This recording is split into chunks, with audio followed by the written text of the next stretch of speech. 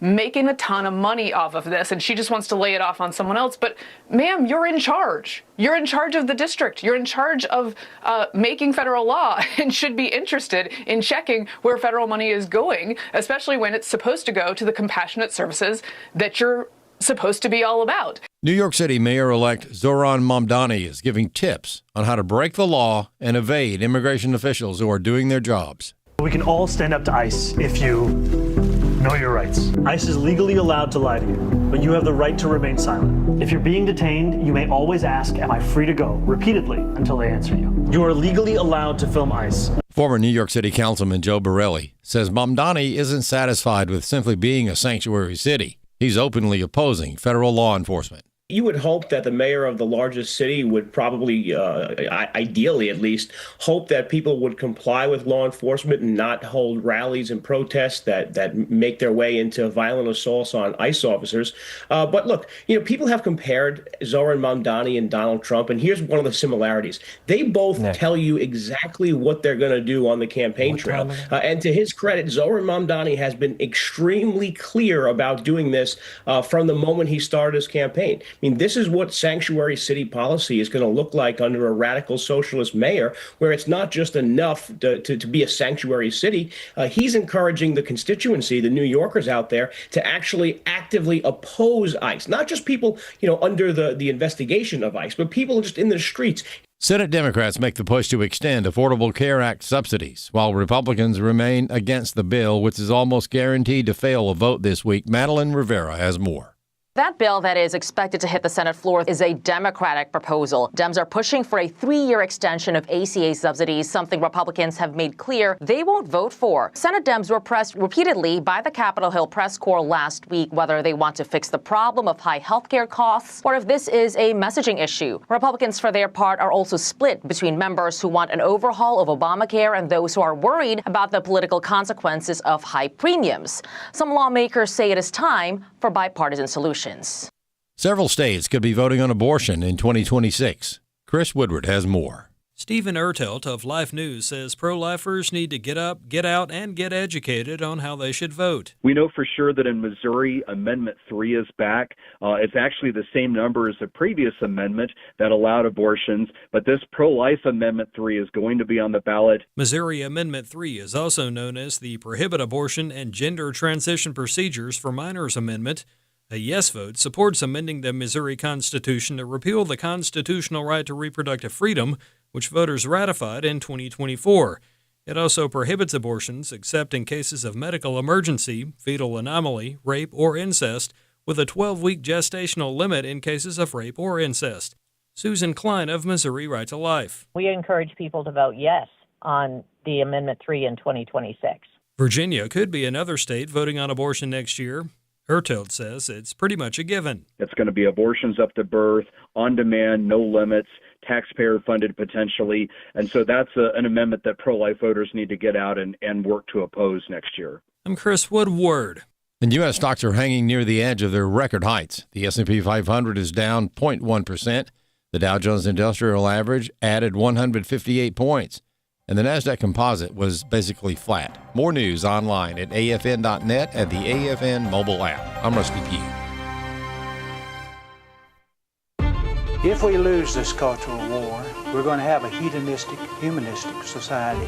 Discover the story of the culture warrior Don Wildmon and how he went head-to-head with Hollywood, Playboy, the homosexual agenda, and the Disney empire.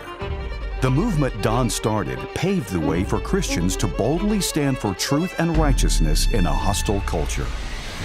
Watch Culture Warrior today for free. Visit culturewarrior.movie.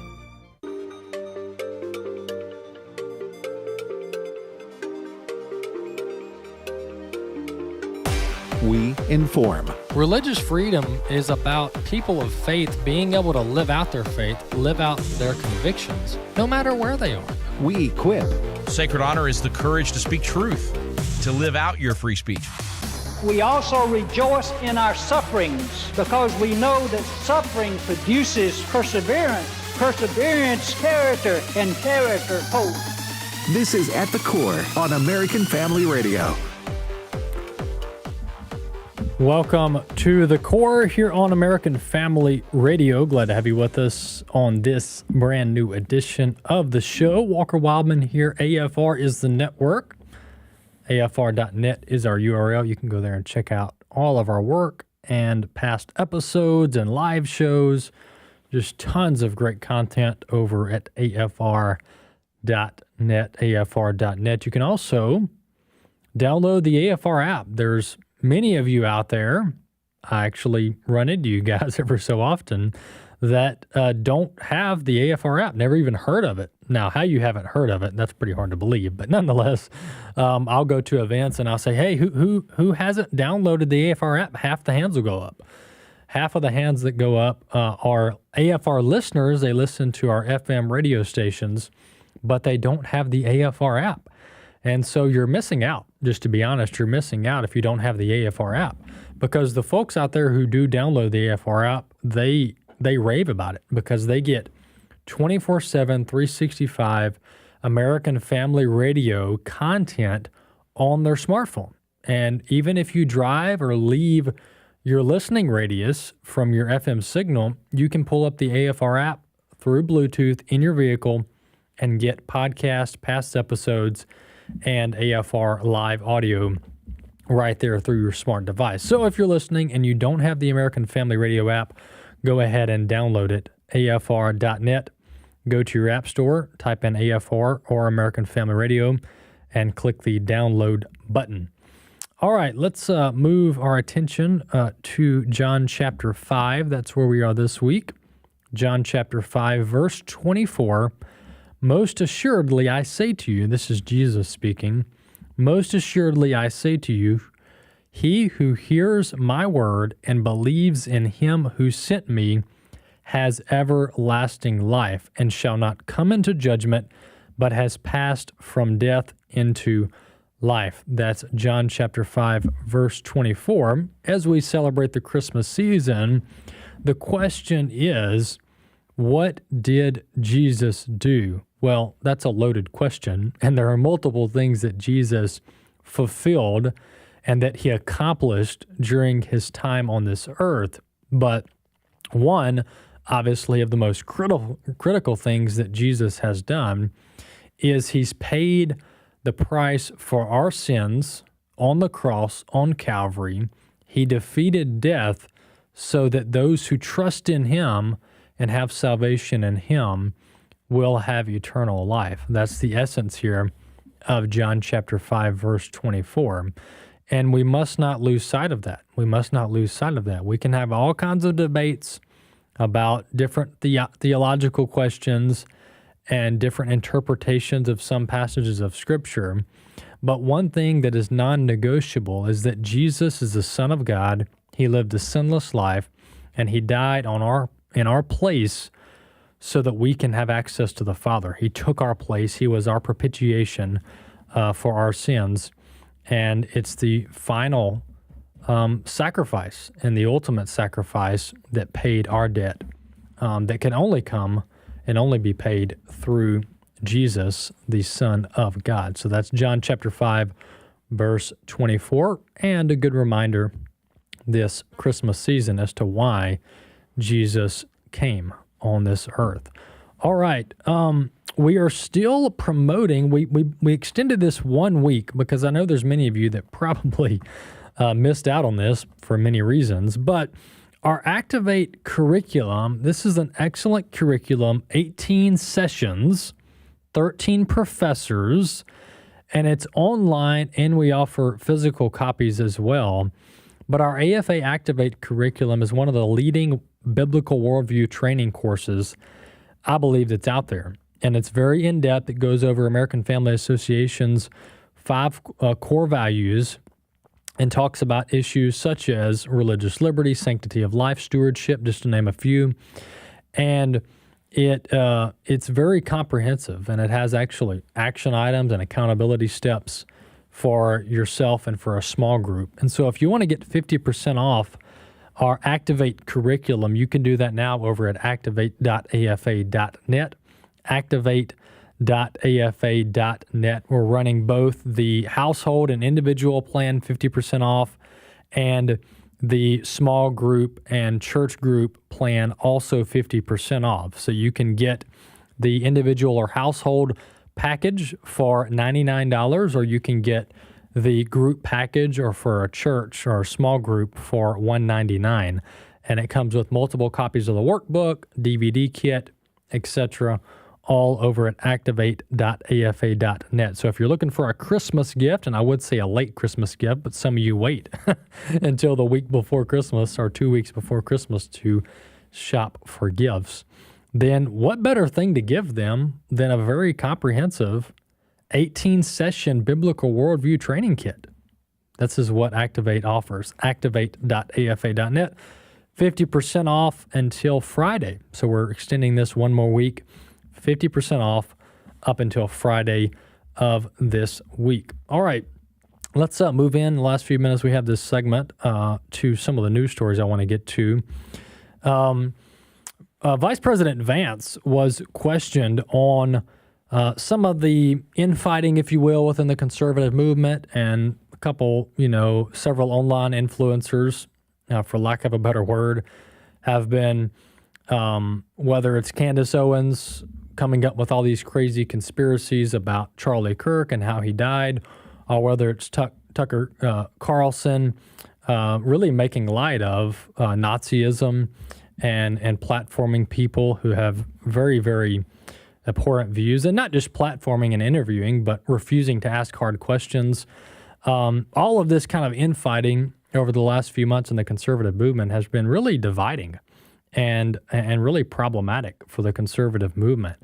Vice President Vance was questioned on this, and he didn't really name names, but he did talk about how we do have a common enemy, and we do need to focus on that common enemy. Let's listen to clip one. We have to remember that we have a lot more in common than we do not in common, and that the disagreements that animate the Republican Party, while they matter and they're important, I think these debates should happen. They should happen in podcasts, and they should happen in the media. They should happen on the op-ed pages. It's totally reasonable for the people who make up this coalition to argue about what our foreign policy should be, what our specific tax policy should be, what our housing policy should be. I mean, I had a meeting just yesterday that was focused in the West Wing about how do we get housing more affordable for young Americans because of all the things that got completely out of control under the Biden administration.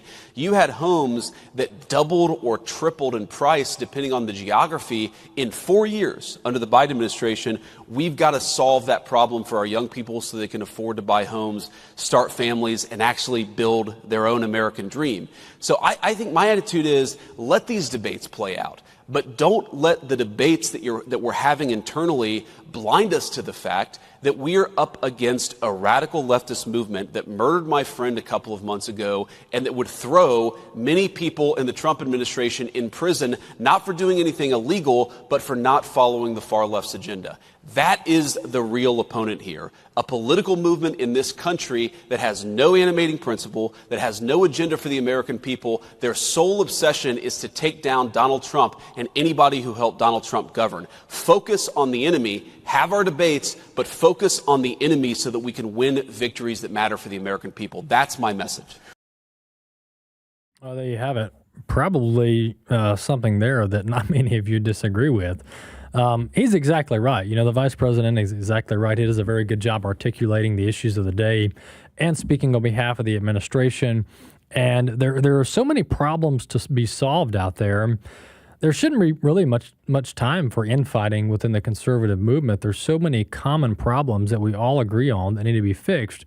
That's what we need to focus on. And these last, let's say, 12 to 14 months before, at this point, really less than 12 months before the midterms, but let's just say 12 to 14 months before January of next year, actually January of 27, which is when the new Congress will be sworn in. This is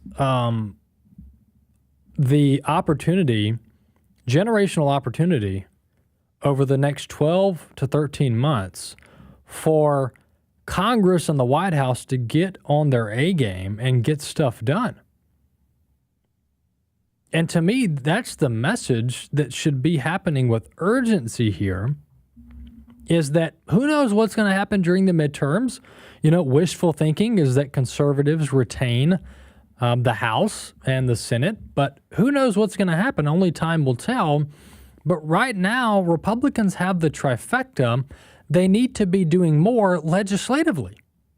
I mean, there are zero excuses as to why the House and the Senate aren't pushing more through. And this is the fundamental problem with the filibuster, which is really a fake filibuster when you look at the history, because it's not a true filibuster. And those who know about this topic or have studied it or you want to look into it, read into the filibuster rule and how this came about. But this whole notion that the majority can really only get through their wish list items once a year through reconciliation, and even that tool has limitations, this is fundamentally at odds with our Constitution and our system of government. And here's what I mean by that. When our founding fathers drafted our founding documents and outlined what Congress would look like and how it would function, there were only a handful of items in which you needed more than a simple majority. Specifically, impeachment. Impeachment, you need 2/3. All right, and when you look at a constitutional amendment, I think you also need 2/3. All right, especially 2/3 of the states for sure. But nonetheless, if our founding fathers intended for the legislative branch, the House and the Senate, to need 60 plus votes on every single occasion, don't you think they would have outlined that? Don't you think they would have outlined that in the founding documents? But they didn't. All right.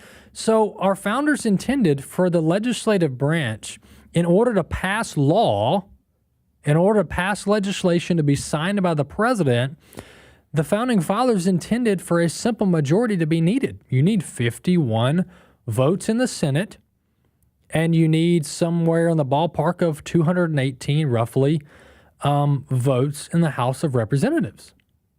And this notion that you've got to have 60 plus votes to pass anything through the Senate is really extra constitutional, and it's nowhere to be found in our founding documents or any writings of our founding fathers.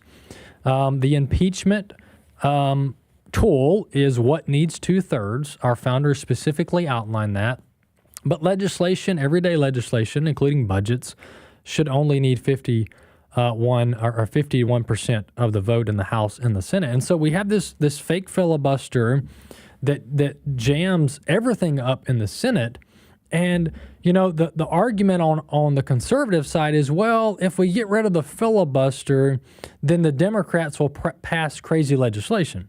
Okay. Well, I'm not going to deny that. That's probably true. If the Democrats are in charge, they probably will pass crazy legislation. But my point is, let them do it. Let the legislative branch go crazy, if you will, and let the voters respond. Let's see how the voters like that. To the contrary, let's let conservatives and Republicans pass good legislation, and then let's see how the voters respond to that. Let's let the system play out. Let's let the system work.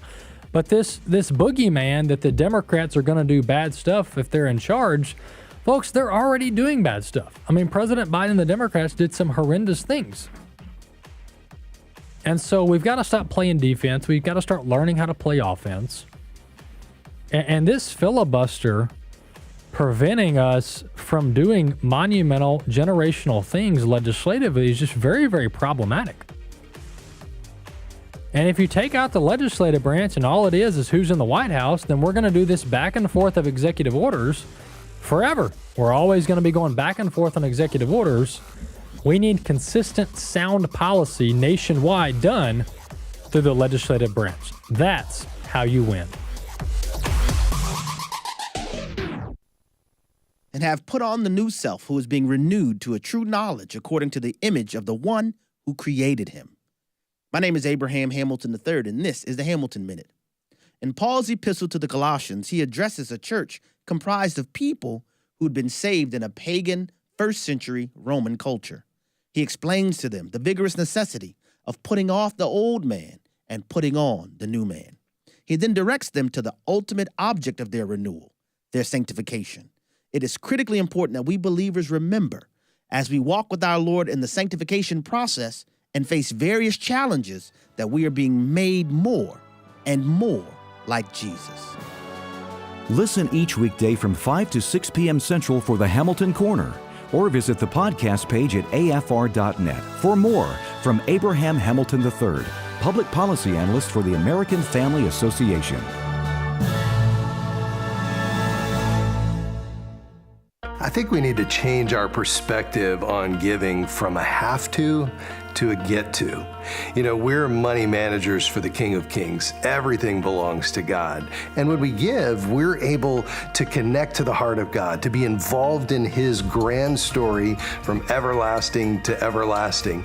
And when we give, I think it does a few things for us. Number one, it changes our perspective. It frees us from our own little mini kingdoms and focuses and lifts our sights to the kingdom of God and allows us to participate in His redemptive purposes. Now, if the way we handle God's money tells a story about what's most important to us, the question we have to ask ourselves is, what story is it telling? Does it align with truly what's most important to me? And if not, maybe some changes need to be made. Please give us a call, 1-800-326-4543, extension 345, or you can visit us at afafoundation.net. We look forward to hearing from you soon. Hello, everyone. I'm Tim Wildmon, president of American Family Association and American Family Radio. A vacation with a purpose. That's what we call our tours here at American Family Radio, American Family Association, because we go and we see and we do and we have great fellowship and fun and food, but we also have a purpose in visiting the places we go to, a spiritual purpose, a historical purpose, and that's going to include our tours in 2026. Here are the tours. We're going to Washington, D.C. We're going to George Washington's Mount Vernon. We're going to Colonial Williamsburg, Jamestown, and Yorktown. We're going to Boston, Massachusetts.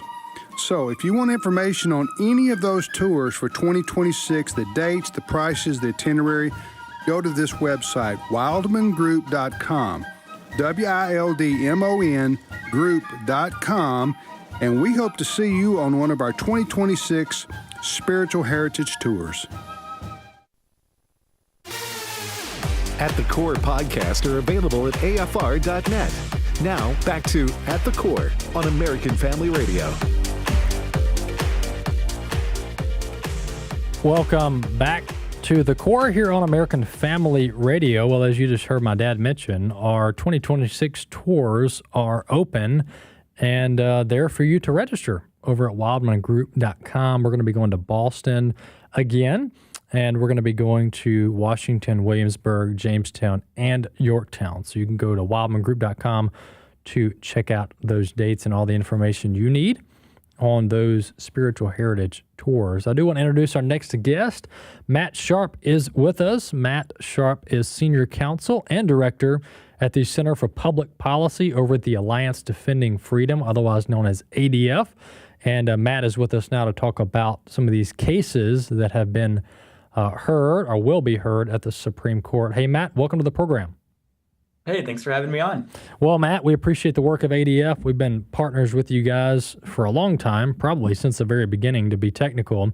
But Matt, tell us, well, there's it seems like every year there's major cases that the Supreme Court hears, just because they're oftentimes a final say, if you will, on a lot of legal questions and constitutional questions. But give us a kind of a brief rundown of some of the things that the Supreme Court has heard or will be hearing very soon this term. Yeah. So kind of three big issues I wanted to focus on. The first one was a case that was argued earlier this fall in October. This was a case of Kaylee Childs. At its heart was a Colorado law that censored counselors like Kaylee Childs from being able to help kids that are dealing with questions or confusions about their gender, their identity. And under Colorado law, counselors are told you can't help a kid reconcile their feelings with their biological sex. You can't help a child find comfort and solace in who God created them to be. Well, that's a dangerous path, because we know when counselors aren't able to help kids in that regard, those kids ended up getting pushed towards these dangerous puberty blockers, hormones, even sterilizing surgeries. And Kaylee is wanting to be able to help children avoid that path and rather go down a path that helps them find comfort with their biological sex. And so we challenged that law, saying that it violates Kaylee's and her clients' free speech rights, their ability to have conversations, to be able to walk down this path together. Instead, Colorado is inserting itself into those private conversations between a counselor and their client, and ultimately telling Kaylee what she can and cannot say. And that's something our First Amendment does not allow. It doesn't allow the government to come in and tell people, this is what you can say, this is what you can't say, especially when we're dealing with important issues like your identity and your biological sex and these things that are really important to helping children grow and thrive. So we were excited to challenge that law. This is something that I think about 20 states have passed similar laws. So a victory for Kaylee would be a victory not just for her, not just a victory for counselors in Colorado, but across the country, many counselors that are feeling censored and silenced by laws like this that interfere with their ability to help kids and families. Matt, before we move on to the other two, I gotta ask, or gotta make a point and then kind of ask a question. This is, by the way, I didn't know it was 20. That's quite astonishing that have passed this law or similar, kind of basically targeting faith-based counselors is the essence of it. What's so ironic, Matt, is that these laws are narrowly tailored basically to target faith-based counselors. And what I mean by that is in these statutes, very few, if any of them, probably none of them actually, say something to the extent of, if someone is embracing their natural biology and their you can't counsel them towards homosexuality or transgenderism. Like that, this is only a one-sided thing, meaning you can't counsel them towards their natural biology, how God created them. But if maybe you want to kind of push them in the direction of transgenderism and homosexuality, well, that's completely fine. It's just if you teach them to embrace how they're created biologically and through God's creation, well, you can't do that. And so these statutes are one-sided, which fundamentally is the problem with trying to regulate the speech and the convictions, in many cases, of counselors. I mean, this is just an impossible thing that the government's trying to balance out and target. Yeah, you're exactly right. So imagine this hypothetical, a child and their family walks in and says, I'm struggling with these confusions about my biological sex. I want to embrace my gender identity. I was born in the wrong body. I'm not really a male. I want to be a female. Under Colorado law, the counselor can say, yes, let's work on that. I will help affirm your gender identity and reject your biological sex. But if that same child said, I've got these confusions, I want to embrace my biological sex, I want to find comfort, Colorado law tells Kaylee and counselors like her, no, you cannot help them with that. And exactly like you said, that is viewpoint discrimination. You're saying path A is fine, path B is not. And that is something our Constitution forbids. The government can't pick and choose and say, you can go down this one path, but not the alternative view. And especially one where many of these children and individuals like Kaylee, it is exactly like you said, motivated by their faith and their belief that God created us male and female, and that our best and brightest future is one that embraces that design. Yeah, this is it's so dangerous, and it's not just obviously the rights of Kaylee and other counselors are being infringed upon. That's a problem, but equally a problem is that young people are being victimized by this gender ideology. And what the Colorado government's here saying is, hey, we're not going to send anybody to your rescue. We're not going to let anybody come to your rescue, or at least anybody speak any semblance of sanity and reason to you. Otherwise, bad counselor. You're going to get in trouble. You're going to lose your license. You're going to be fined. From a human standpoint, it's equally egregious to allow people to remain in their confusion. And when they want help, you tell them, no, you can't get help. That's a very heartless thing to do on behalf of the Colorado government. Matt, what are you mentioned two others. What are a couple of other cases that you guys are working on there? So one that was just argued last week, this is the case of First Choice Women's Center. It involves a pro-life pregnancy center in New Jersey, and for quite a while has been facing very severe harassment and targeting by the New Jersey Attorney General. That's been basically, accusing them of giving misinformation, even went so far as to demand that this pregnancy center hand over the names, phone numbers, and addresses of its donors. We all know where that leads. When the government starts asking, tell us who your donors are, that means they're not only going to go after you, that info is going to be used to dox the people that are supporting the pro-life, pro-woman work of these pregnancy centers. So we were challenging that. We were challenging that harassment by the New Jersey Attorney General, challenging these efforts to out the donors of this incredible ministry and the work that it's doing, and ultimately protect that. Again, this is something that we're seeing many other states try and do these exact same things, these laws that target pregnancy centers, to try and shut them down or silence them or censor them. We've had cases in Vermont and New York going over these exact issues. So once again, when we see cases like this is not just about New Jersey, not just about First Choice, but this is setting these broader principles that government, you can't harass, you can't go after and try and censor and silence pregnancy centers, and you can't require organization ministries like this to hand over all of their donor list so that you can then harass those individuals supporting the work. You know, in many cases, we don't even know who's funding the left from a, dark money perspective. The left always talks about how the right is engaged in kind of these dark money nonprofit organizations or operations. But in reality, we found this out during the 2020 election. The left moves hundreds of millions, if not billions of dollars around through nonprofits. Zuckerberg did this through multiple kind of shell nonprofits to turn out the vote in 2020. And so the left does this, all the same things they accuse us of, they do. But the fact of the matter is that the government doesn't need to know, they have no right to know the individual donors of 501c3 nonprofits. And if they do desire to get that information, the only reason that they're getting it is to target and intimidate those voters and make people think twice, if you will, before they give to conservative or Christian nonprofits. We've had some crazy requests. I'm sure you guys have run into this on the ADF side as well, but we've had right now we've got one state, I won't mention the state, but we've got one state, either the Secretary of State or no, it's the AG. The AG is wanting our specific investment portfolio breakdown. They want an entire 70-page print off of every single company that we own shares in through our investment portfolio, which is no, we're not giving you that. We'll give you page 1, right, which tells you the balances, but we're not giving you all 70 pages because it's none of your business. You have no right to know what our investment portfolio is. And so, but there's other cases like that where these AGs or secretaries of state just want to dig and dig and dig, and it's only targeted towards conservative groups. Matt, we've got, let's see, about 5 minutes left. What's this third case you guys have been working on? Yeah, this one I'm particularly excited about. For years now, we've seen stories of women losing out on championships, on medals because of policies that allow guys to compete in girls' sports.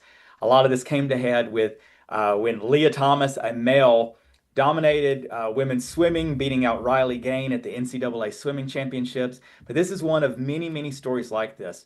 Well, in response, we've seen 27 states now pass laws to protect fairness in women's sports. And among the first states were Idaho, which was actually the first state to do it, and West Virginia. Well, immediately after those laws passed, the ACLU comes in and challenges them, saying they're unconstitutional. And so at Alliance Defending Freedom, we've been working with these states to help defend these laws, particularly by intervening on behalf of female athletes, saying these laws are important to me. They make a difference and protect fairness for me. Well, those cases have bubbled up to the Supreme Court. And so this coming January 13th, we're going to have oral argument on both of those laws, where we and the states of Idaho and West Virginia are asking the Supreme Court to uphold these laws and ultimately uphold the laws of 27 states that likewise protect fairness in women's sports. This is going to be huge because this is ultimately getting at the heart of this radical gender ideology that's kind of infected even the Kaylee Childs case we were talking about earlier. Can states recognize that there are differences between men and women and have those differences matter in sports and privacy and other things that ultimately really matter to women and girls? That's what these cases are advocating for, is making sure that gender ideology doesn't erase women and opportunities for women, and ultimately basic common sense that there are differences. And when we allow men into women's sports, it's women that lose and pay the price. You know, I don't. It's crazy to think that the Supreme Court is having to decide and really weigh in on topics like this. I mean, in some cases, it's just not good. But I think the Supreme Court, it'll be a missed opportunity if they just don't settle this whole insanity of trying to act like we can change birth certificates and we can check the mailbox when we're not a male. We're just not. And really getting rid of this notion that you can kind of have male and female over here, like on the reality side, which is biology. And then over here, you can kind of fudge it a little bit, check a few different boxes, and pretend to be something else. It's just the Supreme Court ultimately needs to put this to rest and just simply say that there are male and female. There is male and female. There's nothing else, and you can't swap back and forth between the two. You just are what you are. This is how you're created from conception, and there's no swapping back and forth or pretending. I think that would be the ultimate victory. Matt, I really would hate to see the Supreme Court try to split this up and not directly answer the question or create some accommodations. To me, if this doesn't get really, pushed back far and really corrected, then trying to defend the rights of women and the left will just keep chipping away at the rights. To me, it just seems like a very dangerous path if the Supreme Court doesn't come down pretty serious and hard on this. Yeah, that's why we're hoping the Supreme Court will come down very strongly to say it is perfectly fine and constitutional to recognize men and women are different, and it impacts so many different areas of life: sports, privacy, identification documents. And that's part of what the states are asking for, is let us recognize these differences, and ultimately even pointing to federal law. Again, Title IX was written to create equal opportunities for women, but the left and the Biden administration and others co-opted it and tried to use it to push this radical gender ideology.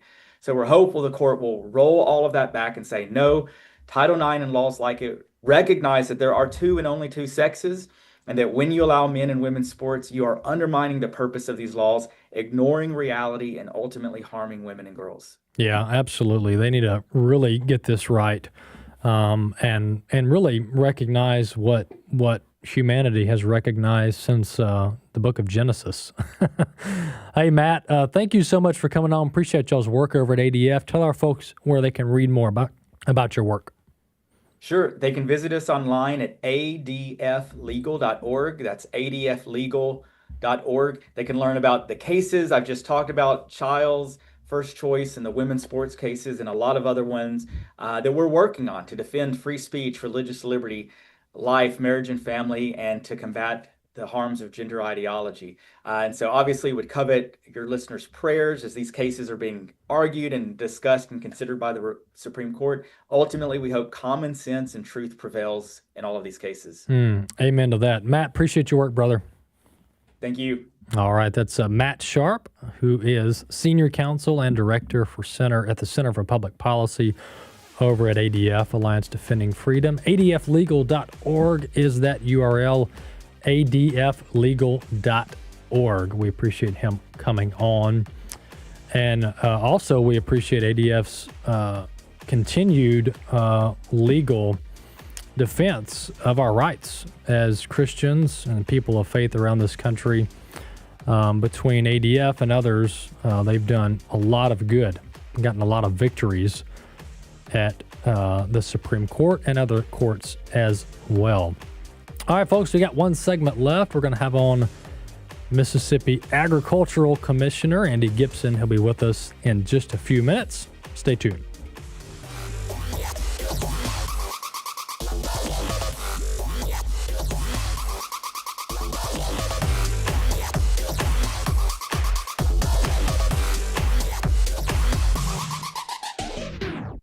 When you hear this is American Family News. You know what follows is the truth. Your news from a Christian perspective. Hundreds of teachers are going to have to walk into that school building, and they are forced to swallow political ideology that in many cases violates their very faith and conscience. If you miss it at the top of the hour, American Family News podcasts are available at afn.net. and sign up for our daily news brief at afn.net. AFA Stream is a resource for life-changing instruction and information, a source of wholesome entertainment and relaxation, plus access to some of your favorite AFA shows. You can watch a lot of content for free, or you can become a Great Commission partner. Then you'll not only open the door to everything AFA Stream has to offer, you'll get benefits like a subscription to The Stand and some really nice exclusives. Why not get started today? It's easy. Visit stream.afa.net. Hi, I'm Doug Chamberlain, host of Family Health Checkup. For over 30 years, Samaritan members have come together to share medical costs and lift each other up in prayer.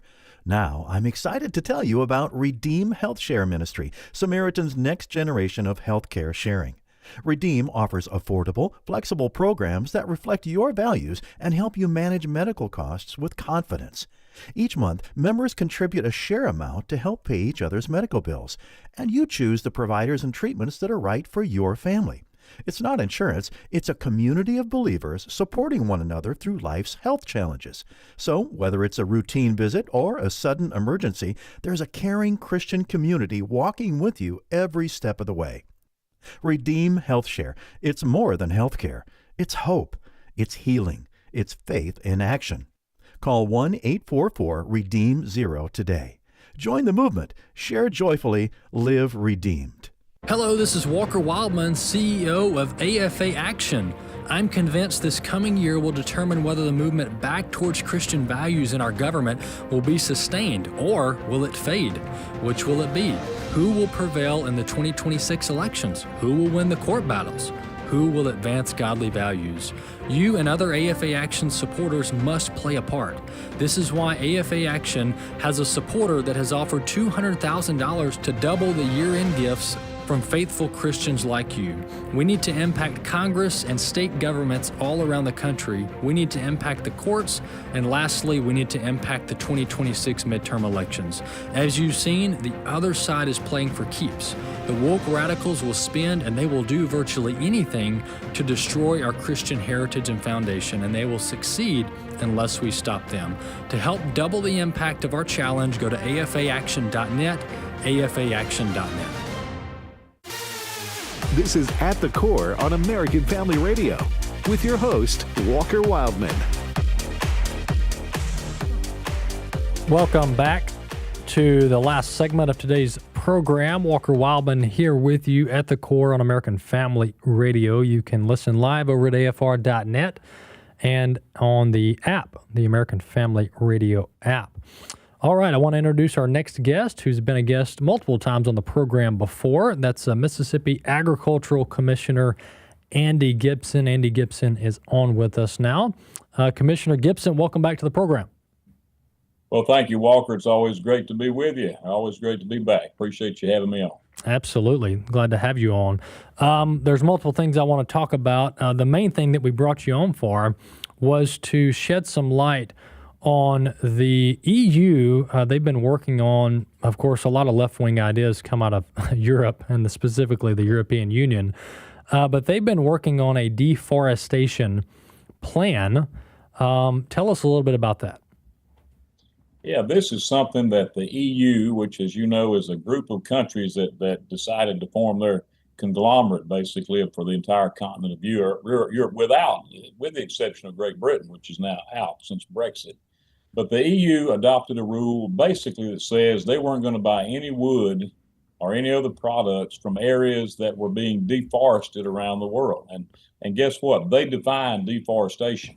And so it might not surprise you that that includes cutting any tree in the state of Mississippi, which is absolutely ridiculous. We do not have a deforestation problem in the state of Mississippi or in any other part of this country, for that matter.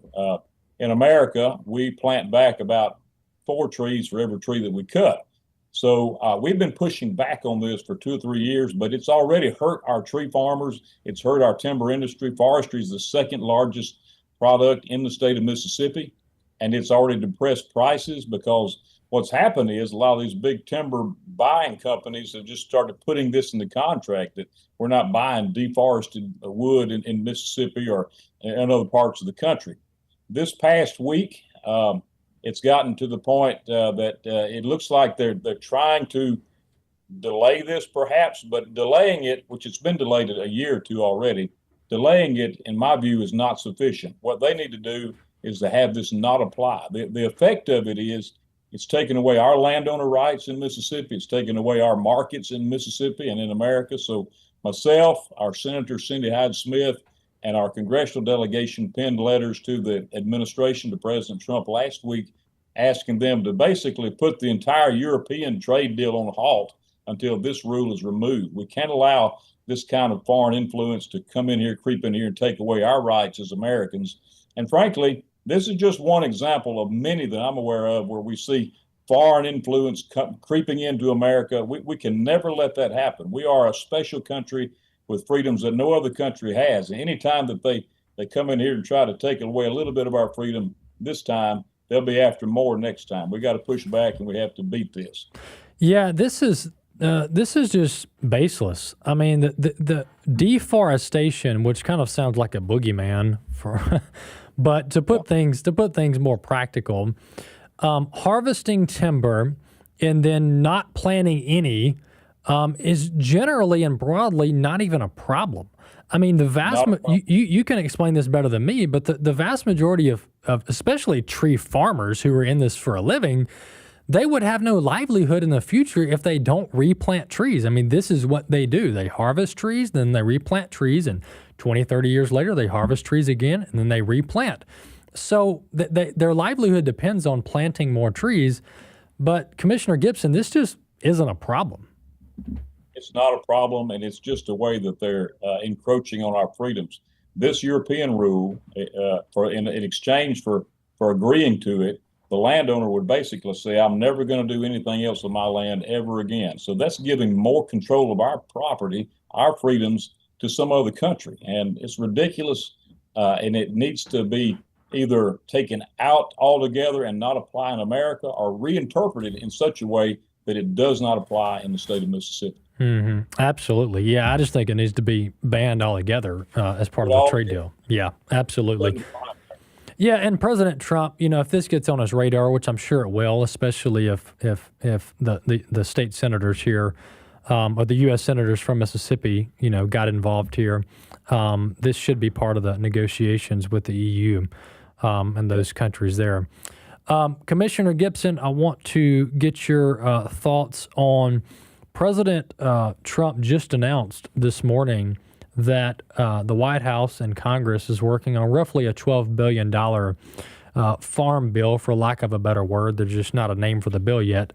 But farmers have been in a tough spot, and this isn't just a recent development. This has really been kind of looming since COVID. The supply chain, everything got out of whack.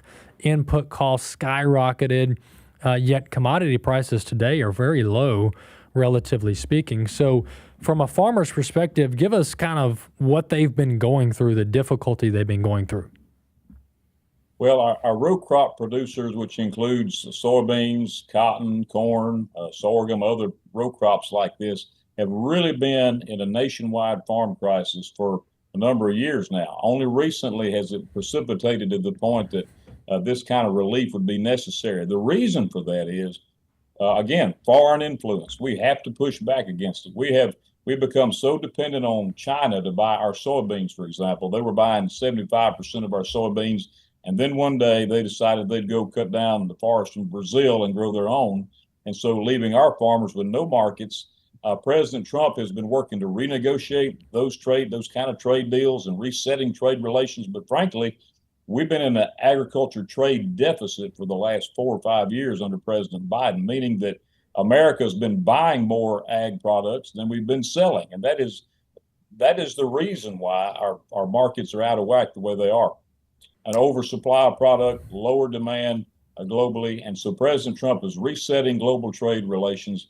This program he's announcing today, as I understand it, is about $12 billion that is going to go to help farmers bridge the gap from where we are today to next growing season, with the idea that there'll be a long-term, better trade deal for them. And he's already got a lot of trade wins already.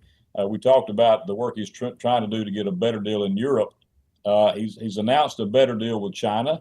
But there's other countries around the world, like India, where we can get better deals for our farmers and reset the trade relations globally. But this is one more example of foreigners coming in here trying to influence our country and, frankly, trying to put our farmers out of business. We can never let that happen. Food security is national security. Yeah, what China did, just to put it bluntly, was very dirty. They agreed to the trade deal with President Trump in the first term, and I think that was around 19. And then they completely reneged on it when Biden got in, which is not surprising.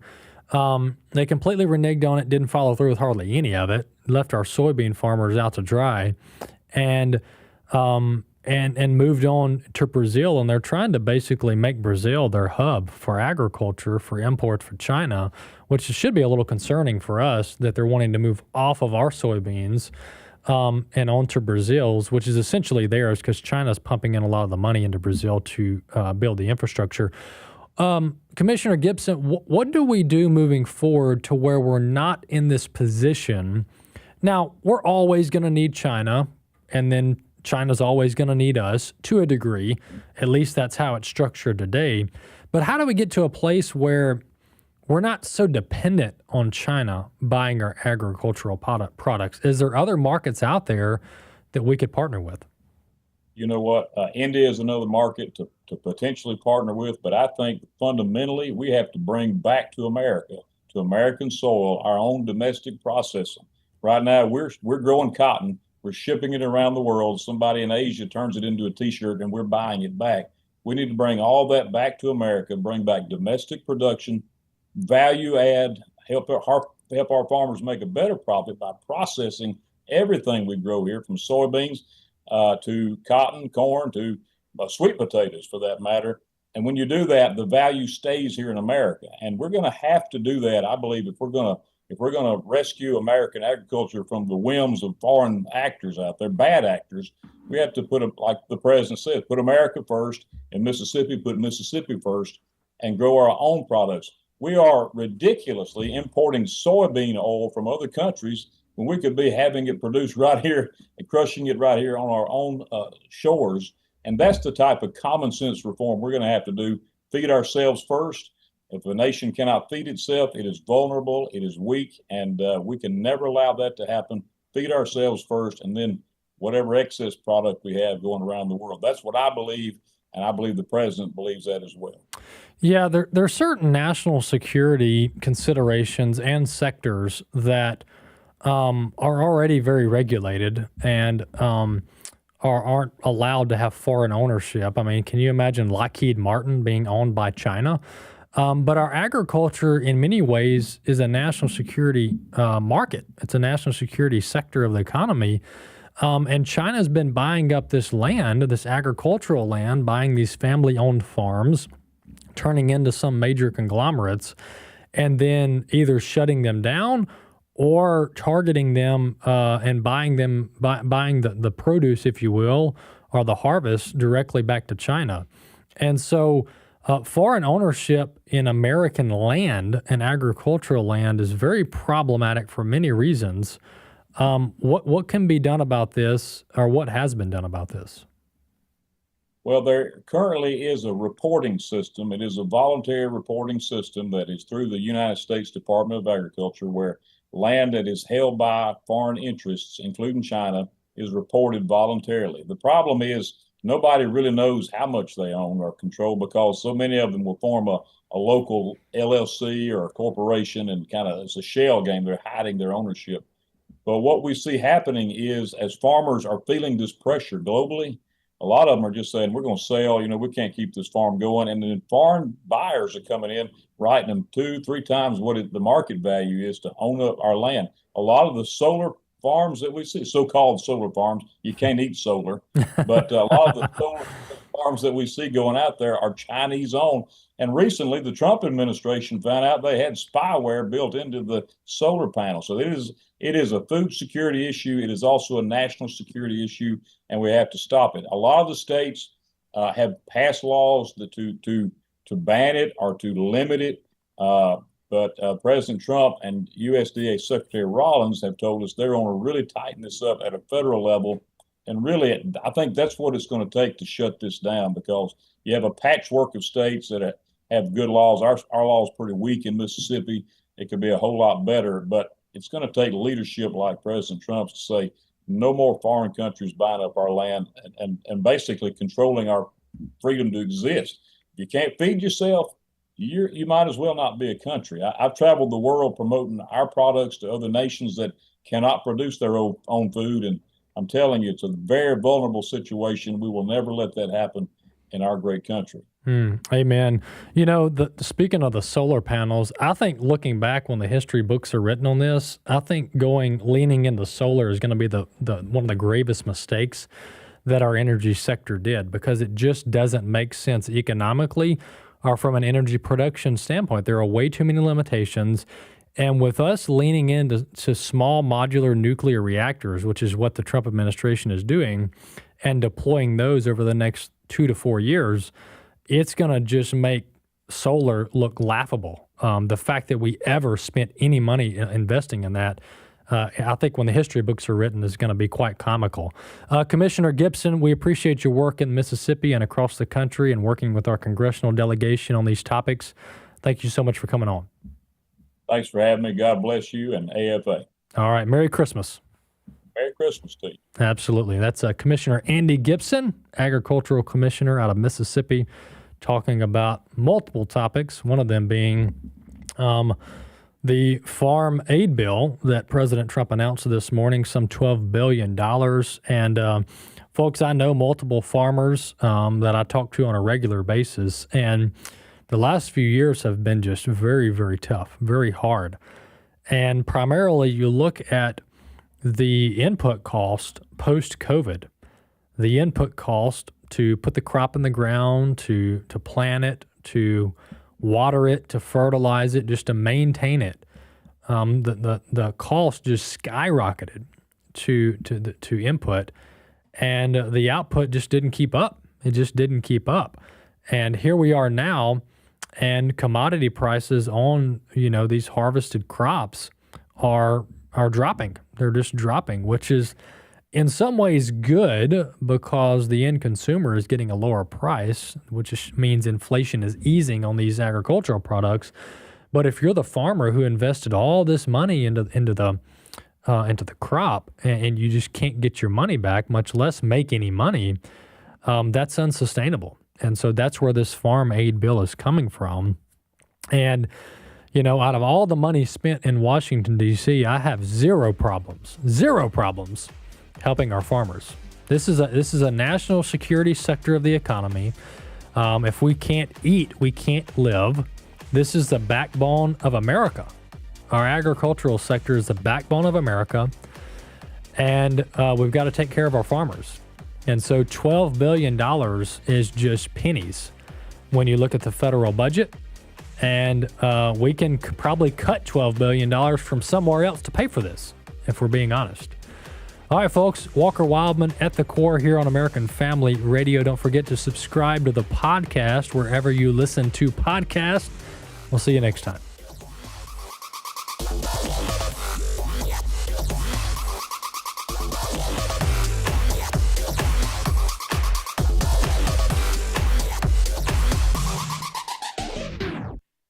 The views and opinions expressed in this broadcast may not necessarily